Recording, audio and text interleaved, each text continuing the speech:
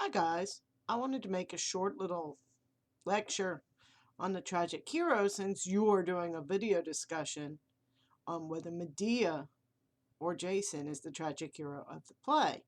And I want you to use Aristotle's qualities, so I thought I'd give you a little brief on those. In the Poetics, Aristotle talks about what makes good literature, especially good tragedy. Tragedy for him is primary and the more important because it arouses and helps us purge ourselves of bad emotions and puts us on an even keel. And he argues that tragedy does this by presenting the fall of a tragic hero. So what makes a hero tragic? One of the first things is it has to be a person of some sort of nobility, prestige, power. Aristotle's argument is we have to see the fall of this sort of person for it to have enough greatness to affect everyone. The fall of someone who's evil in the beginning, we want them to fall. The fall of someone who doesn't have a lot of power is not really universal, but this great figure falling affects everyone.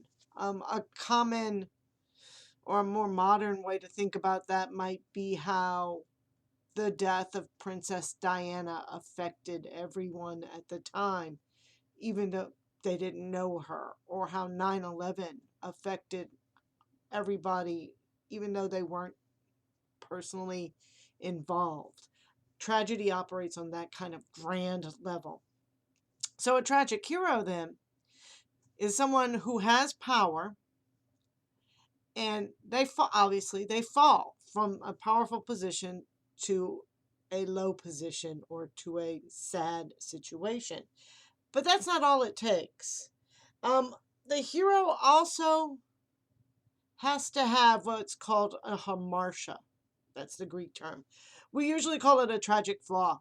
And what it is it's sort of a blind spot about their own character that leads them into making bad choices.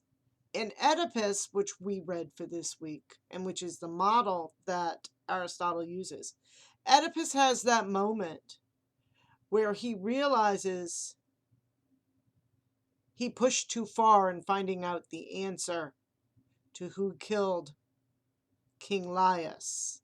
And he has that recognition that by pushing, he's brought down horrors on everything.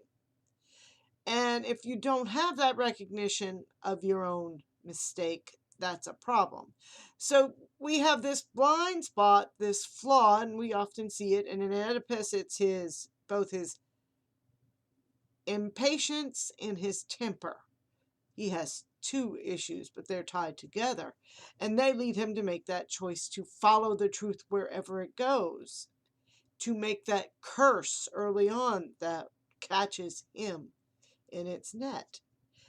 So we have to have this hero from a high place. He has to fall due to something he does, probably due to a character flaw.